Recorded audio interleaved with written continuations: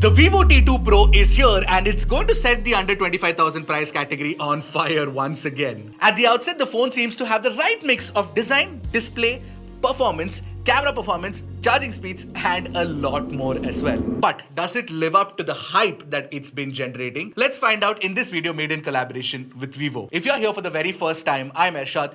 You're watching Track and Take English, your destination for detailed, incisive gadget reviews. Now, the T2 Pro is definitely a looker. There's no doubt about it. It's slim at 7.36 millimeters and light too. The in-hand feel is fantastic because it curves from the rear and from the front as well. Now, the phone is available in two color options, New Moon Black and this Dune Gold variant. Now, the Dune Gold color actually does look very good. It's got a sheen to it that makes it look like marble and also feel a little bit like marble as well. You know, if you ask me, it is one of the nicest glossy designs that I've seen, and it smudges very little too, so that's definitely a plus on this phone. Now, if you're wondering, the back is made of AG glass and Vivo's done some sort of magic on it to make it look really good, and the color infusion has also been done very well. And if you ask me, I'm a fan of black phones, and even the black color option looks very good. Now, the camera module is a large rectangular unit on the top left corner, and you've got two cameras out here, and apart from that, an aura light flash as well. There's a Type-C port at the bottom, a single speaker grill, and of course a SIM card tray which accepts 2 nano SIM cards. Now, Vivo should have given a stereo speaker setup, but this single speaker setup still sounds very good. It's loud and it's rich with details as well.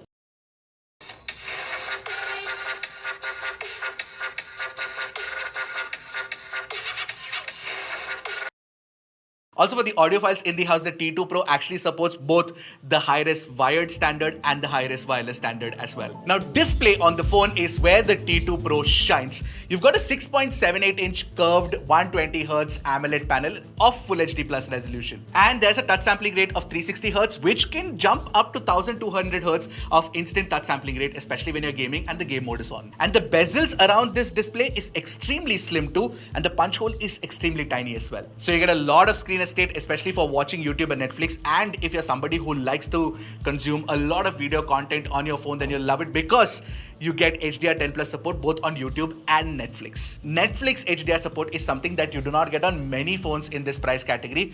So kudos to Vivo on enabling that option. But more importantly, what I like about Vivo phones in general, and not just in this price category, is the kind of professional color tuning that you get with the display. Especially in the professional mode, the Delta E is very low and you get very close to accurate color tuning on the phone itself. So if you're somebody who is a creator and if you like to edit videos or edit photos on the go, then you can trust the color science on this phone's display, and you've got the 100% DCI-P3 color gamut as well. Plus, you get a peak local brightness of 1300 nits, and especially when you take it outdoors, the display is plenty bright. I didn't face any problem whatsoever when using it in real life. So overall, under rupees 25,000, the Vivo T2 Pro probably has the best display that I've used on a phone. It pops when you want it to pop. It's natural looking when you want, accuracy. The other aspect of the Vivo T2 Pro that you guys will definitely appreciate is the fact that internally you get the MediaTek Dimensity 7200 chip, and this is a very powerful chip. And of course, you get LPDDR4X RAM type and UFS 2.2 storage speeds as well. Now, the Dimensity 7200 is a very powerful processor. We've tested it on phones before. On the T2 Pro, it's very good as well. It lets you play Call of Duty at 90 FPS. What more could you ask for?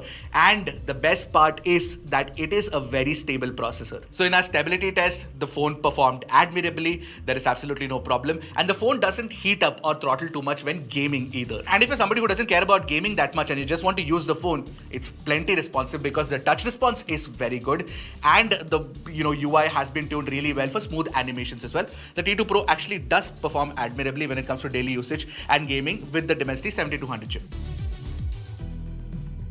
There's support for Wi-Fi 6, which is a standard that is not present on many phones in this price category, and you also get support for all 5G bands, almost all 5G bands that are important, and Airtel and Jio run absolutely fine too. Now, despite this fairly slim form factor, you get a fairly large 4600 mAh battery and a 66 watt flash charge support as well, and this charger is available within the box too. Now, the software running on this is FunTouch OS 13 based on Android 13. Now, FunTouch OS 13 is definitely feature rich, but it could have done with a little bit more polish. Now, with respect to pre-installed third-party apps, there are a few pre-installed apps, but all of them can be uninstalled, and a few of them are actually very useful. For example, people might have use for Snapchat or LinkedIn. Now, you do see hot apps and hot games when you start the phone, but they can also be switched off from the V-Apps store as well. Now the camera setup on the phone is a 64 megapixel primary camera, 2MP depth sensor and a 16MP selfie camera. There is no ultra wide angle camera. But what I like about the T2 Pro is the camera performance. The software tuning along with the hardware itself is absolutely fantastic for a phone under rupees 25,000. You can shoot both vibrant and natural looking pictures. In fact, I couldn't even tell the difference between the two. The colors are close to accurate, even otherwise it is just superb. And also the 64MP camera captures very sharp and detailed pictures too. But more importantly, the super night mode captures really good low light shots with details, exposure and the colors being maintained. Skin tones are also fantastic when you're shooting friends and family, and the portrait shots generally have a very good edge cutout as well.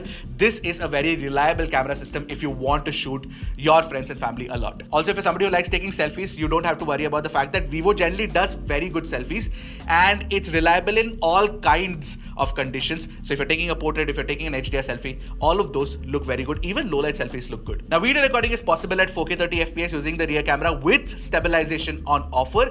The video recording quality is good and the sound recording is pretty good as well. Is the video sample recorded using the Vivo T2 Pro with its primary. On the front, you get 1080p 30 FPS video recording, which is very crisp. It would have been nice to have higher 1080p 60 FPS video recording option, if not 4K, but still 1080p 30 FPS also looks very good, and especially the stabilization is well done as well. So the Vivo T2 Pro is slim, it's light, it's got a class-leading display, the camera performance is very good, you've got very fast charging as well. Now this is definitely a phone that I'm going to be recommending to a lot of folks under rupees 25,000 for sure. Do you like the Vivo T2 Pro or not? Let me know in the comment section below, and I'll see you guys in the next video. Until then, keep tracking and stay safe.